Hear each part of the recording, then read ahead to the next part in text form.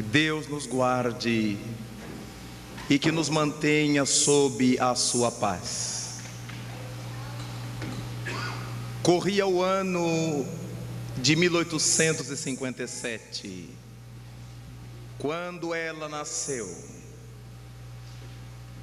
Como qualquer outra criança,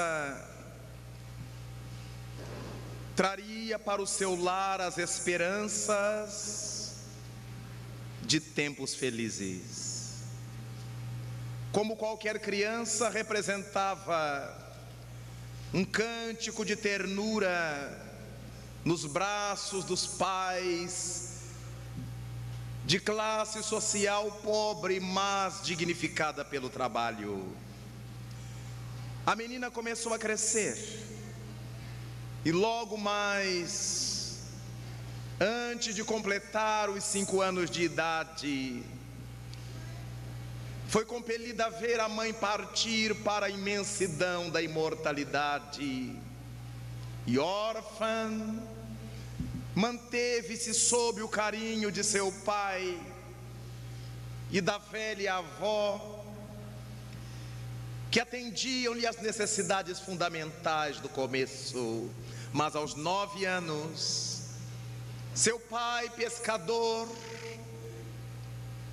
também viaja para o mundo dos espíritos, e a sua cidade de Nápoles, a cidade que a vira nascer, certamente terá dificuldades de suster a menina que agora estava sob a ternura da velha avó muito pobre, impossibilitada de mantê-la.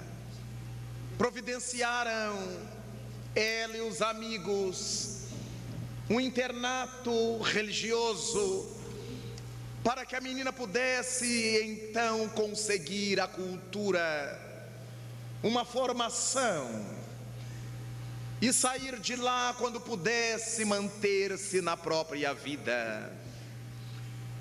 Amigos de seu pai falecido, que ouviram os apelos de sua avó, foram buscá-la em Nápoles, para que ficasse com eles até que toda a situação do internato estivesse resolvida e a pequena pudesse ser levada para a cultura e a...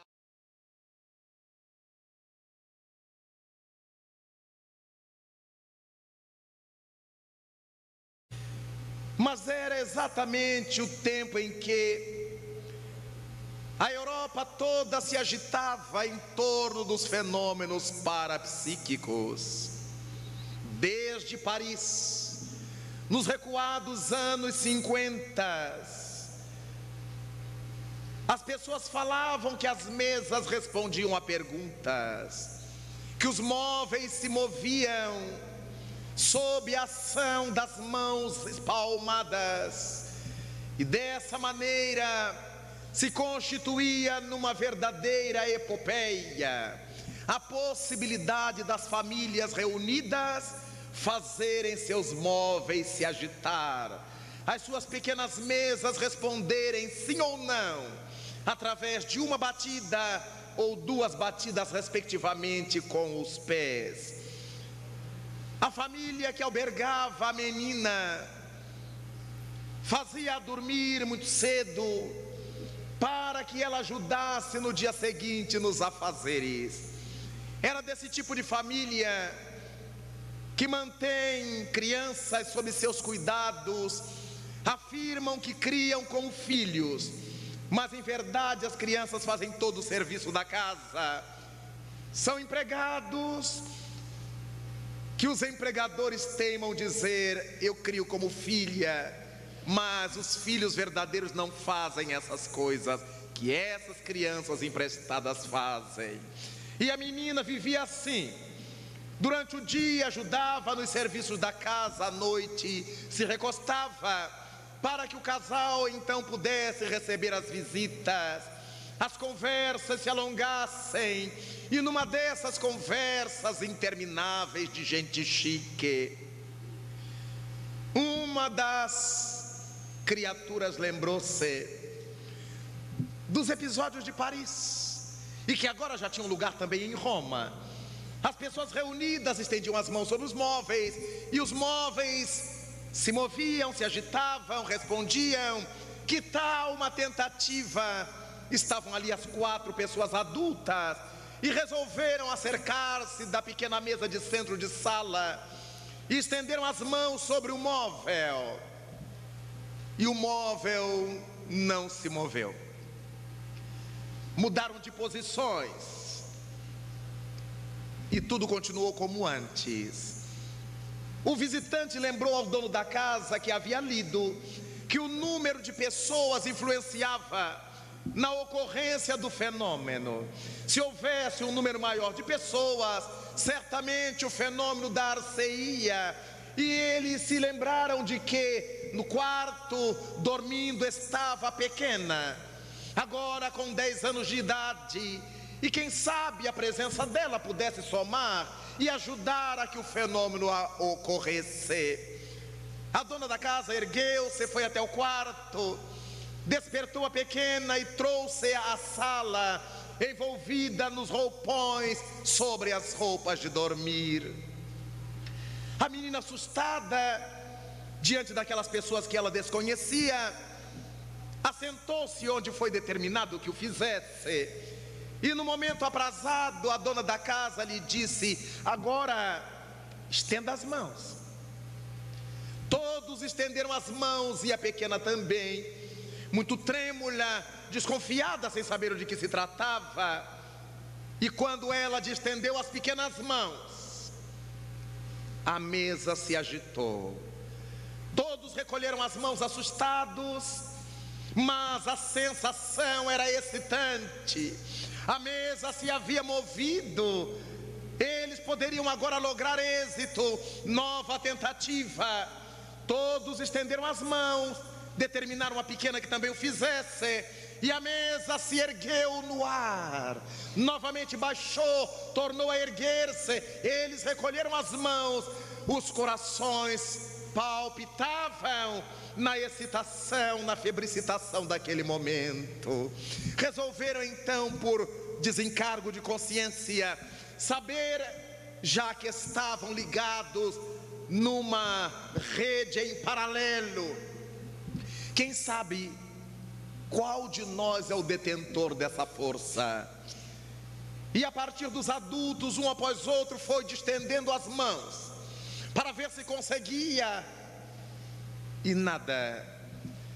E ao cabo da passagem das 4 pessoas adultas, só por desencargo de consciência, pediram à pequena que estendesse suas mãos. E quando ela o fez, não só a mesa se agitou, levantando-se do solo, quanto todos os calçados foram retirados dos pés e flutuavam pela sala, embora todas as janelas estivessem cerradas. As cortinas se inflaram, como se de fora para dentro uma ventania imensa e intensa desejasse arrancar dos seus lugares, dos seus trilhos, as cortinas pesadas de brocado. A menina tirou as mãos e tudo voltou à placidez. Não havia dúvidas.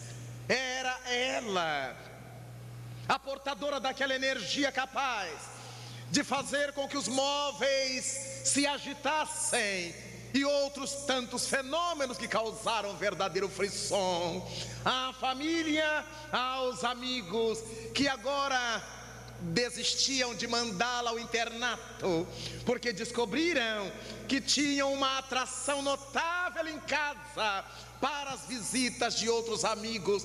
Todos agora quereriam, quem sabe, visitá-los para conhecer aquele animal sagrado que era pequena de 10 anos de idade.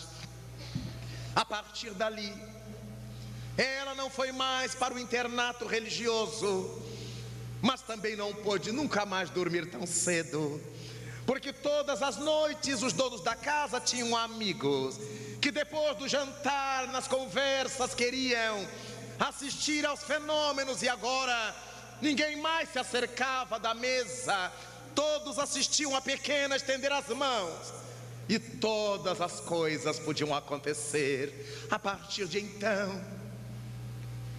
E ela foi crescendo. Agora, com 18 anos de idade, seu nome já era conhecido não só em Nápoles, mas em Roma, em todos os demais rincões da Itália, fora da Itália, até que um grupo de pesquisadores entendeu que as notícias a respeito daquela jovem eram audaciosas demais para que fossem verdade. À época, um dos mais notáveis pesquisadores da psicologia criminal, Dr. Cesare Lombroso, decidiu-se por fazer com ela uma experiência, porque ele não acreditava que fosse verdade.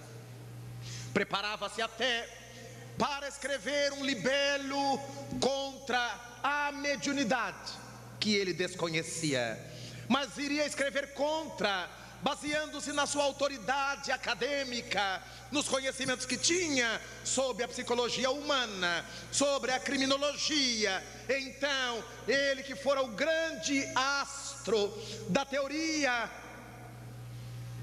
que levaria as teses do crânio lombrosiano, da metapsignomia ou da psicognomia, que é essa possibilidade de identificar-se o temperamento criminoso através do formato do crânio. Naturalmente que hoje essas teses já foram abandonadas pelas doutrinas do direito, mas ainda se estuda e se conhece nos estudos do direito as teses lombrosianas sobre a psicognomia.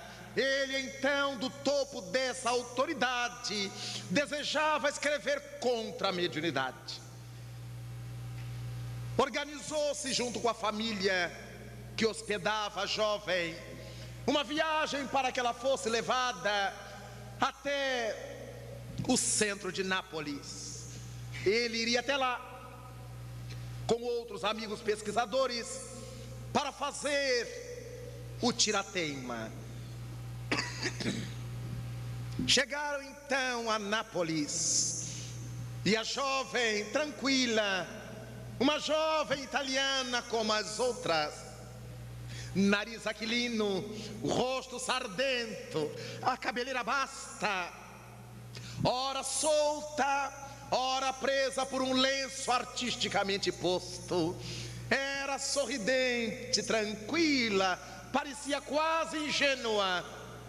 E então Cesare Lombroso, porque precisaria de senhoras para examinar a intimidade da médium, levou consigo sua filha Paola Lombroso, para que pudesse ajudá-lo nesse particular, coordenando outras senhoras para que verificassem a intimidade da jovem médium, a fim de que pudesse fazer experiências sem correr sustos e perigos, sem correr qualquer risco.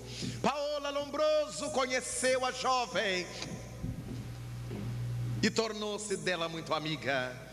Viu a sua singeleza, a sua simplicidade, percebeu a sua honestidade. Tornaram-se irmãs muito caras. E a partir daí, no dia da primeira reunião de teste, em que Cesare Lombroso iria fazer a avaliação, iria verificar se valeria a pena continuar os estudos com ela, ou se desde a primeira vez já estaria definitivamente descartada a possibilidade mediúnica.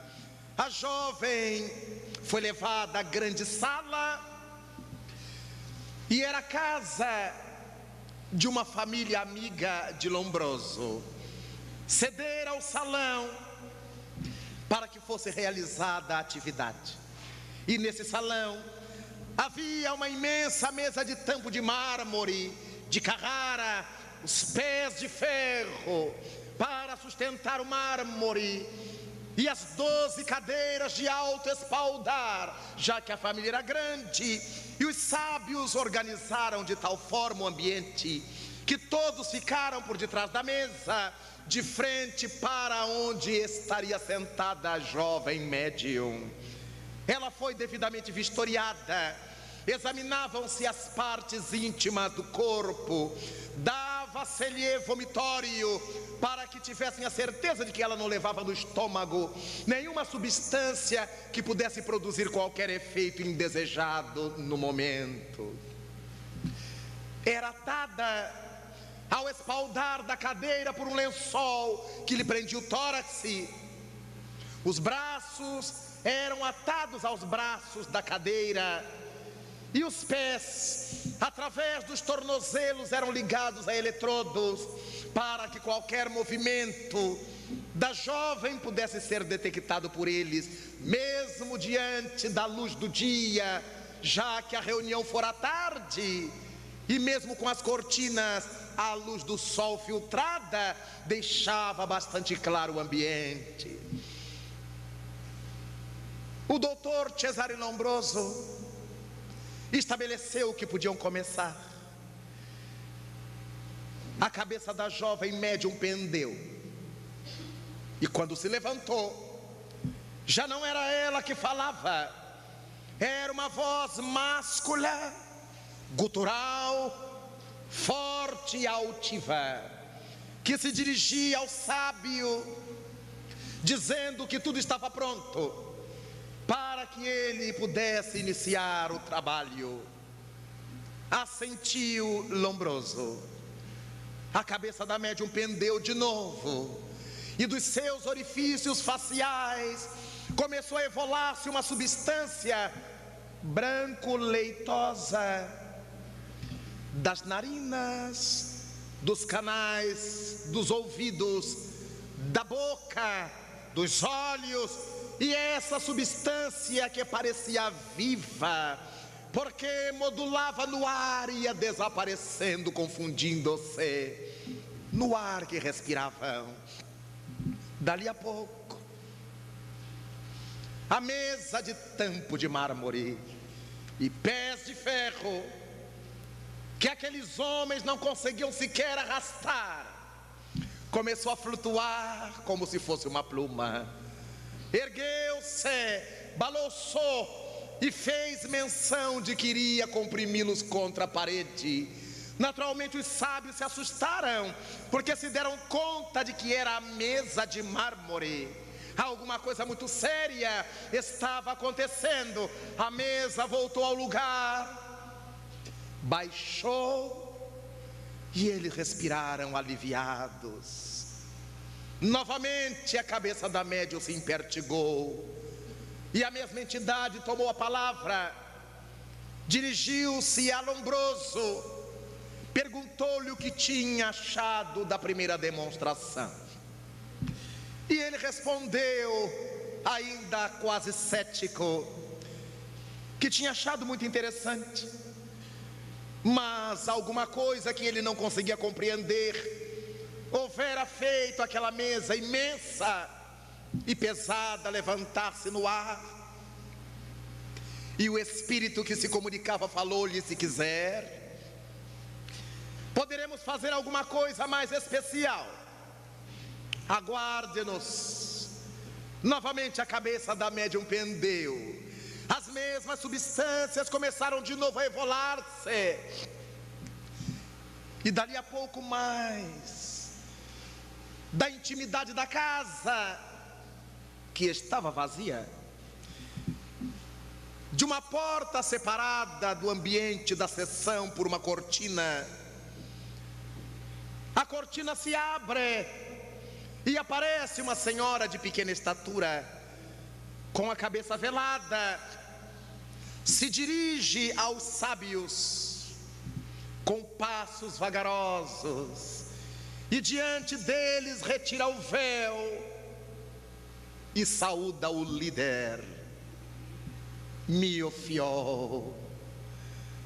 E Cesare Lombroso despenca, porque ali estava sua velha mãe, já desencarnada havia mais de 50 anos, quando ele ainda era menino no interior da Itália, e chamou-o por um apelido terno que somente ela o chamava, e que ninguém conhecia, e ele guardava no escrínio das recordações. Se referia a uma flor do campo, e a mãe o chamava por esse apelido que representava essa florita. Ele se emocionou a tal ponto que não conseguiu conter as lágrimas. A mãe